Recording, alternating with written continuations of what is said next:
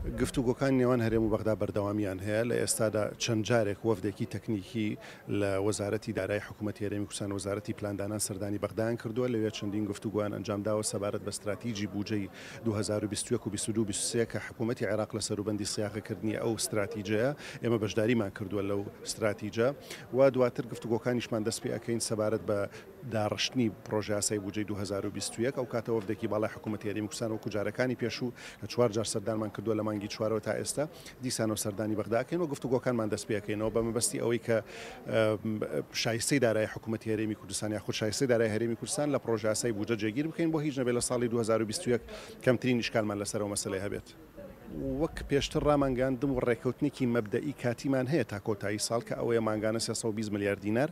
بنێرم بۆ هەرێمی کوردستان لە بەرامبەر بۆ هەرێمی کوردستان پابند بێ بەناردنی لە 150 داهاتی دەواازە سنوورەکان و ئەمە پابندیمان نواندووە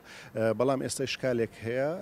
حکوومەتی عێراق تا ئێستا موچەی دابەش نەکردووە تەسەورەکەم لەم یەک دوو ڕۆژە دەست پێ بکات و لەو کاتا 320 میلیارەکەمان بۆ بنێرن لەسەر ئەو بنەمایە و لەسەر بنەمای پرۆژه یاسای 2020 کە سیاغەکراوە حکوومەتی نێرێتە پەرلەمان پەسەندیەکە لە 2020 کە لەسەر ئەو بنەمای ئێمە کارەکەین بۆی لە